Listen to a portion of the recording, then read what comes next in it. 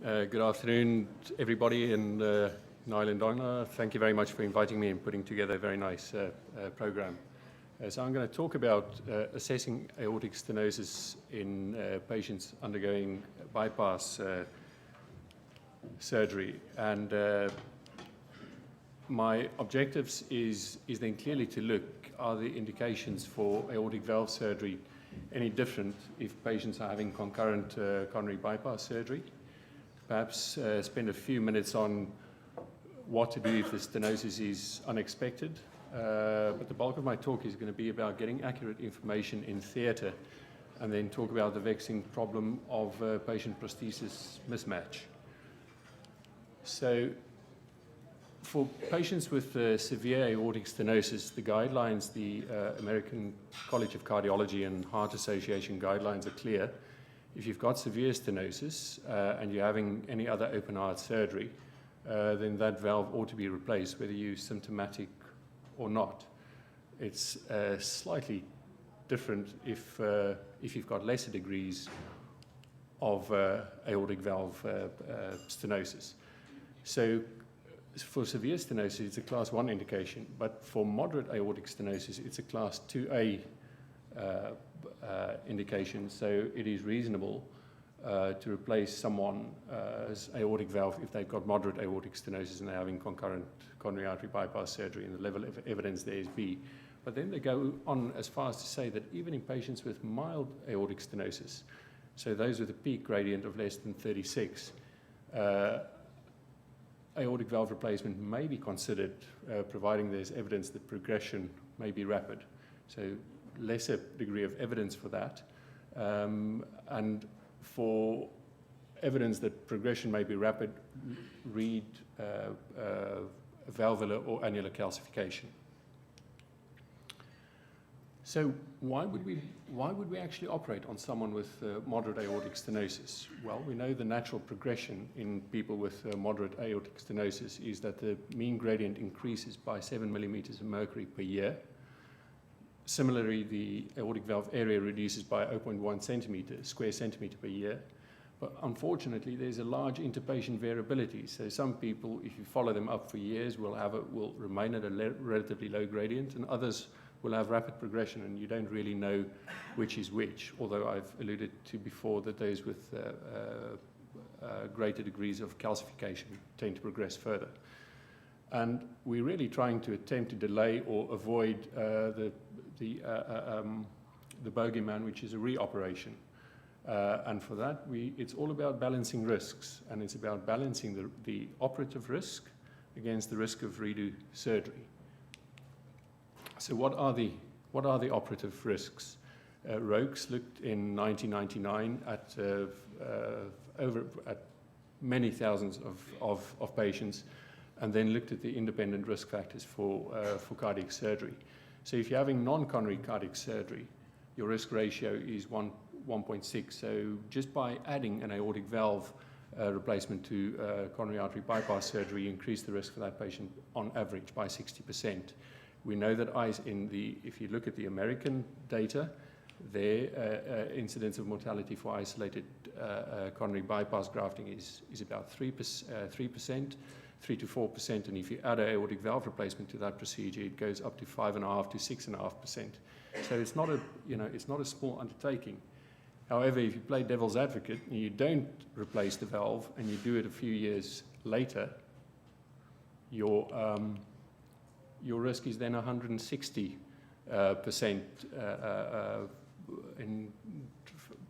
You increase your risk by 160%. So it's taking a relatively smaller risk now against a bigger risk later.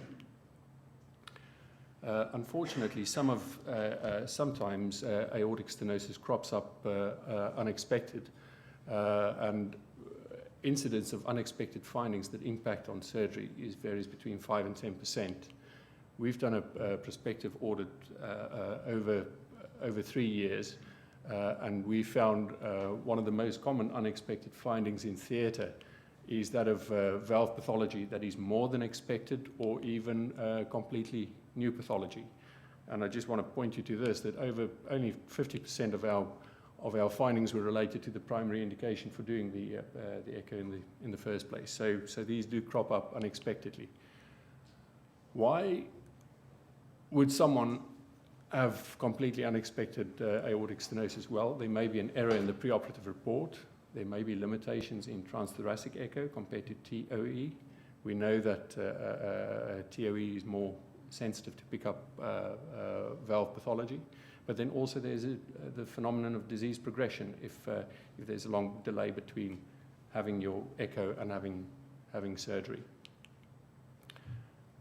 How do you grade aortic stenosis severity? I think everyone is familiar with this graph or with this table, and it's done on the basis of the aortic valve area, the Vmax, which then the software in the machine will transform into a peak gradient via the Bernoulli equation. So severe aortic stenosis is then people with a valve area of less than 1, Vmax of greater than 4, peak gradient greater than 64. And similarly, you have the ones for mild and moderate. Sorry, I've just overstepped. So how can you measure the aortic valve area? You can do it with planimetry, provided you've got relatively crisp borders to work with. In this case, the planimetry is 0.8 square centimeters, so he's got severe aortic stenosis. In the next patient, however, you suspect that the patient's got severe aortic stenosis, but you'd really be prodding in the dark if you try and planimeter that valve. So if you can't measure it, then you can calculate it, and you calculate it with the continuity equation on the basis that the stroke volume that goes through the left ventricular outflow tract is the same as the stroke volume that goes through the aortic valve. So if you measure the VTI at the left ventricular outflow tract and the left ventricular outflow tract diameter, and finally the velocity time integral at the aortic valve, then your machine will calculate again the aortic valve area on the basis of this formula at the top. If we just look at the gradient in its own right, if you trace the gradient out, it will give you a mean and a peak gradient. Either of those will do.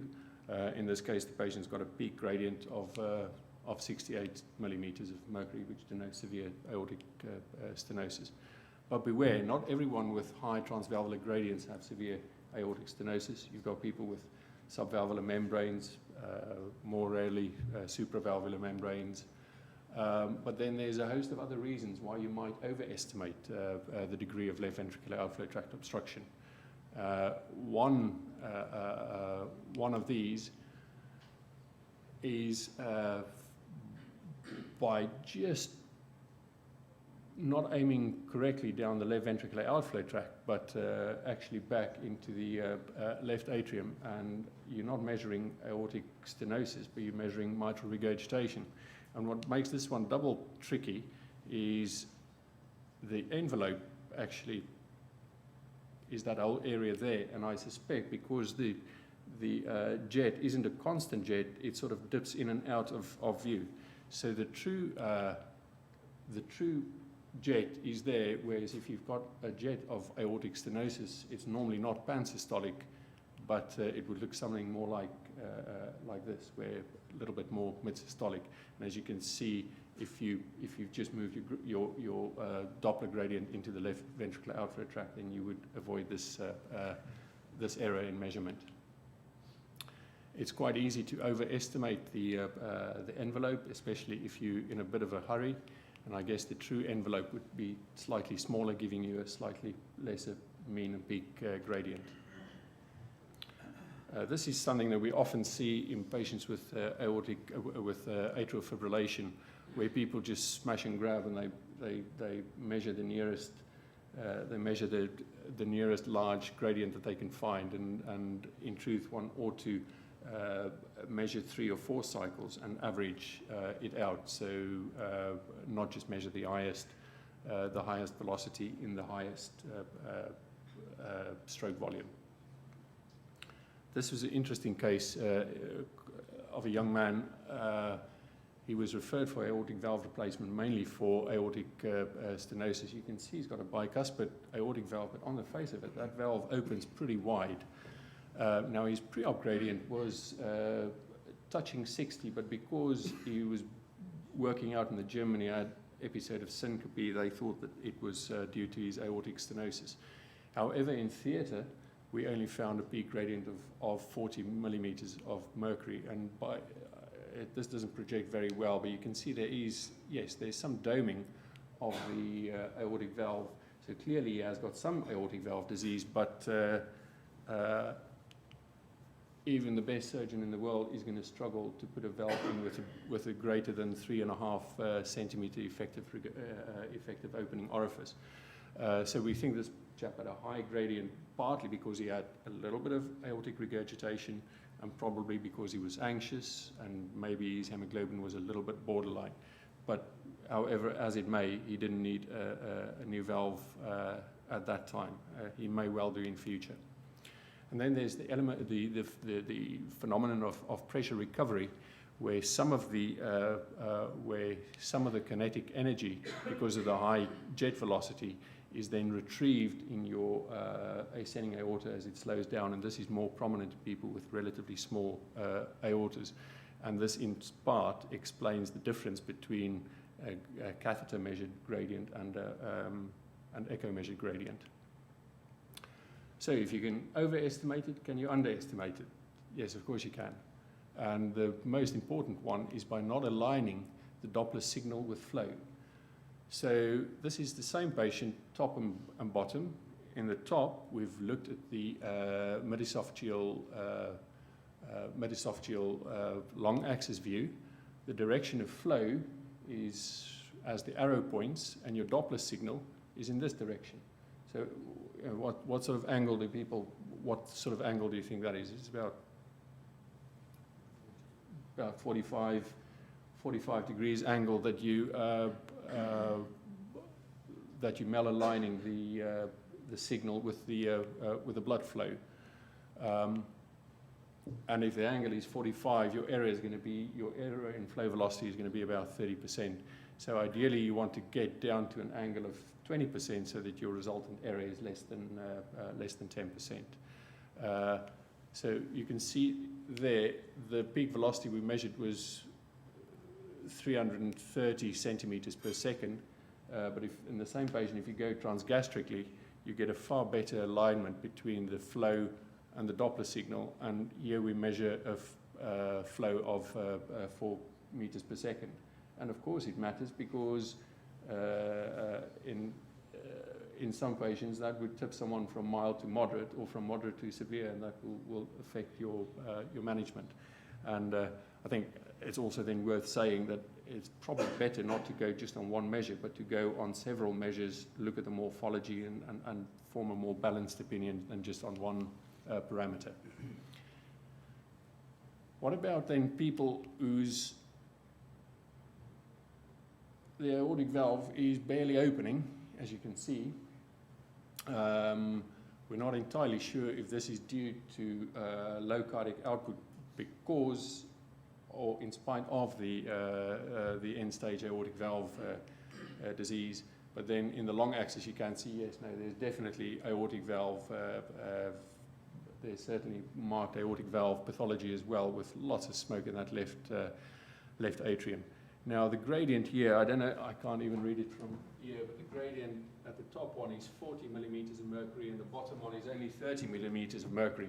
So you'd be hard pushed to, on gradient criteria, say that is severe aortic stenosis. But this is why he's got a very poor left ventricle. Now this is something that we wouldn't do in theatre. Perhaps you would have to consider it. But the cardiologist, if they work the patient up, would then look if that patient's got contractile reserve, and that is at rest, where you can see the peak velocity is in the region of 200 to 300 centimeters per second, and then on low dose dopamine it goes up, and on high dose dopamine it almost reaches, that heart is able to generate a significant gradient. So clearly this patient has relatively better prospects for surviving aortic valve surgery than someone who didn't have any contractile reserve. Right, the effective orifice area of a valve, and this is something that sort of has crept into my consciousness in the last couple of years, and that is the business that the actual effective orifice area of the valve is slightly smaller than the internal geometric area, and I guess that's to do with flow profiles and the fact that the vena contracta through that valve is slightly smaller than the actual internal orifice of the valve. But the effective orifice area correlates very well with post-operative gradients and is highly predictive of outcome. Now, there's reference values for effective orifice area for prosthetic valves, and you can see the same size valve will have different orifice area depending on the make of the valve, and also depending if it's depending on whether it's a mechanical valve or a biprosthetic valve. And this is very, very important. If you put theoretically the same valve with, let's say, I think this is a 21 Carpentier-Edwards tissue valve, which has got an effective orifice area of 1.3. If you put that into 5 different patients with 5 different body surface areas, you see that the mean gradient goes progressively up to 35, which is almost severe aortic, which almost meets the criteria for severe aortic stenosis, just because you've got patient-prosthetic mismatch. And Pibero has done a very, very important paper, and they've showed that you can almost predict mismatch at the time of operation if you index the effective orifice area according to the body surface of the patient, and the cutoff point is 0.85 centimeters square per meter square, and less than 0.6 centimeters square per meter square, you're really in difficulty, because there your gradient really shoots up post-operatively. Also, patient-prosthetic mismatch predicts outcome in those patients with poor LV, with poor ejection fraction. They've got an extremely high mortality risk as time progresses, because the poor ventricle can simply not deal with the high afterload imposed by the patient-prosthetic mismatch. So this is what we're talking about: patient with severe aortic stenosis. There may be a small measure of a small degree of error here, but we find that the patient only has a outflow tract diameter or annular diameter of 18 millimeters. 18 millimeters. Maybe there's a little bit of error there. So with an 18 millimeters valve, you're only going to get a 19 millimeters. With an 18 millimeter annulus, you're only going to get a 19 millimeter valve in, unless you do an annular enlargement or a root replacement. So if we take this chart, and this is now for Carpentier-Edwards chart, let's say you put in a size 19 valve, that gives you an effective orifice area of 1.3, of 1.1.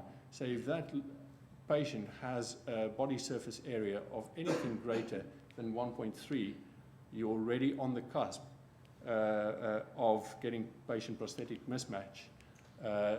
Fortunately, this lady had a body surface area of 1.3, but in myself, I've got a body surface area of more or less 1.9. If you put that valve in me, I'll end up with profound patient-prosthetic mismatch.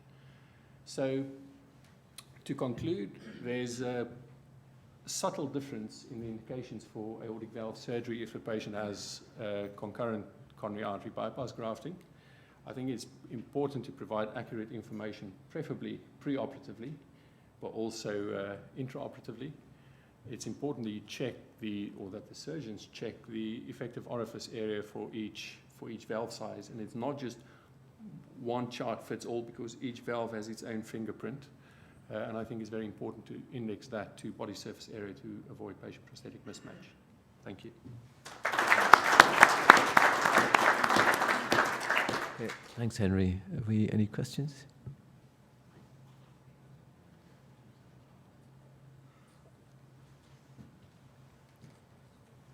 Since we'll discuss all our problems up front here, Jonathan, you had to handle some tough questions on what to do with tricuspid assessment. Now, here's the tough one under anesthesia with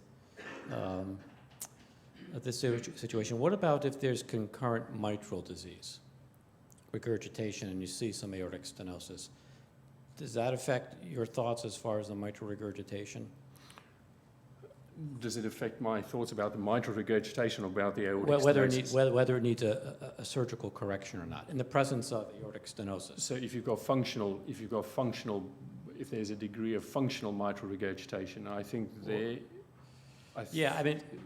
typically you got a patient comes in with some degree of mitral insufficiency. You go in and you notice, hey, you guys have missed rather moderate or significant aortic stenosis. So now we've got to kind of think about that in the operating room. How would you kind of affect the care plan if you see unsuspected, aortic stenosis in a patient with mitral regurgitation? I think probably the same. I would guess that the guidelines, as far as severe aortic stenosis is concerned, don't distinguish between whatever type of cardiac surgery they're going to have. If they have open heart surgery, take the aortic valve out. Now, for moderate aortic stenosis, in the context of coronary artery bypass grafting, it's reasonable to do it. For other types of valve surgery, I think that discussion needs to be had with the patient before you put them to sleep, because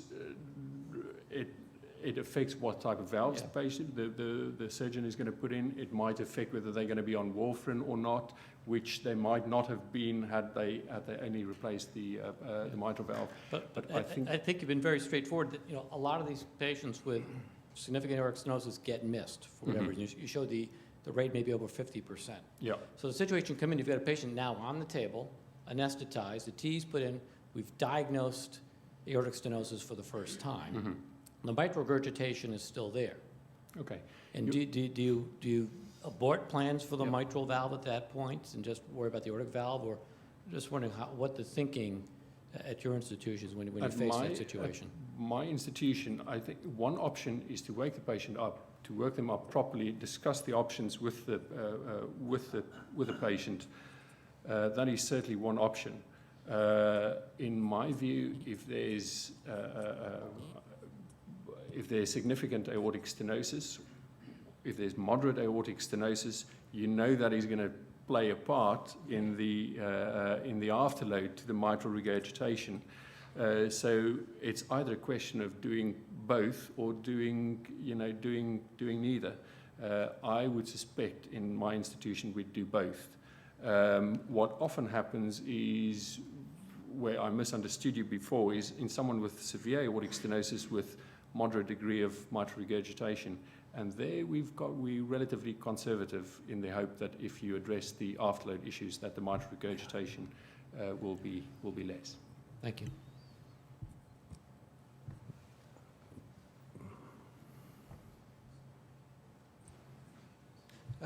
Henry, I mean, in relation to your recently published study and the data you were showing now, there's an enormous error factor, isn't there? About 40%, was it?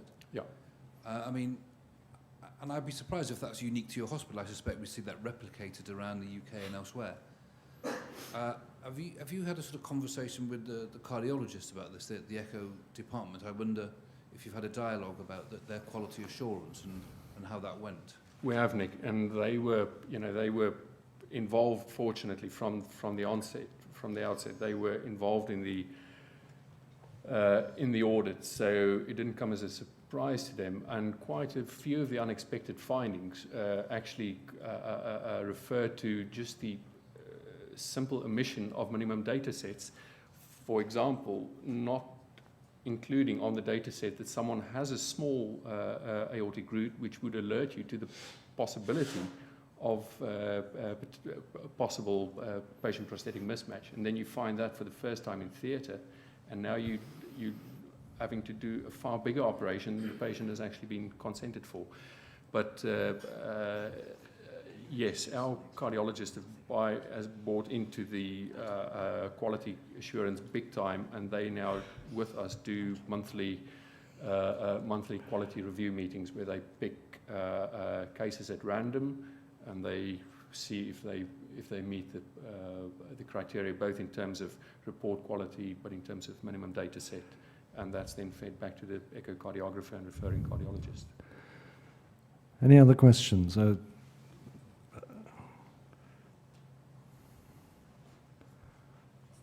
Hi, Harry. Good talk as usual. Just a question. In aortic stenosis, critical aortic stenosis setting, is it really a concern a mismatch valve patient? Starting from the point that the native valve of the patient is very tight, so whatever you put inside that point is larger. So the patient will benefit anyway of the single procedure rather than complicate a more risky procedure to do some root enlargement or something like that. Look, you've still got an alive patient on the table, and you want to get an alive patient out of theatre.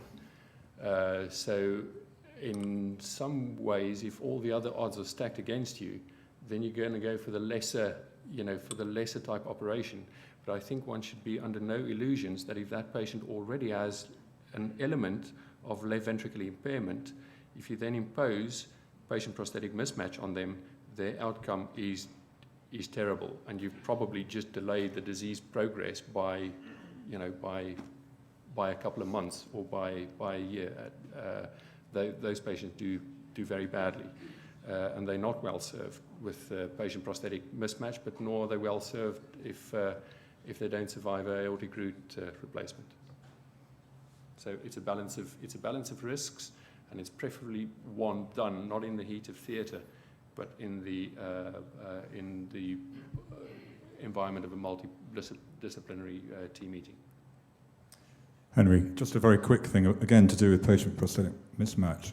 What is our actual role, the echocardiographer role, when we come off bypass? Because I find this really difficult, because often the hematocrit's running at 20, 22. You've got a lot of hemodynamic instability, and the question is, what does the Vmax actually mean at that point? Perhaps not very much. Yeah. So I think what you've just alluded to is that the decision is made actually post-operatively rather than on the table. Would that be correct? No, I'm saying the decision is made pre-operatively, right, based on your charts, and I think knowing about the charts. If for instance a patient has I don't want to take up much time now, but for instance, if a patient is well in this green area and they've got a high-ish gradient and a low hemoglobin, I'd feel far more confident about saying to about letting that patient leave the operating room, get their hemoglobin up to levels, and be reassured that in the long term they'll relatively do well. But if you've got a patient in the amber or in the red area, then your gradient that you measure only confirms the fact that they've what you should have, or what the surgeons should already have known, and that is that they're going to have patient prosthetic mismatch. And under those circumstances, it's a terrible thing to do, to go back on bypass and now put a bigger valve in. So I think the message is not to do with a high gradient afterwards, but doing everything that you can to avoid, to put the biggest size valve in for that patient, and working out before surgery what are your options. If I don't get that size valve in, am I going to do a root enlargement, or am I going to do a root replacement, or heaven forbid, am I going to do nothing and send the patient for TAVI?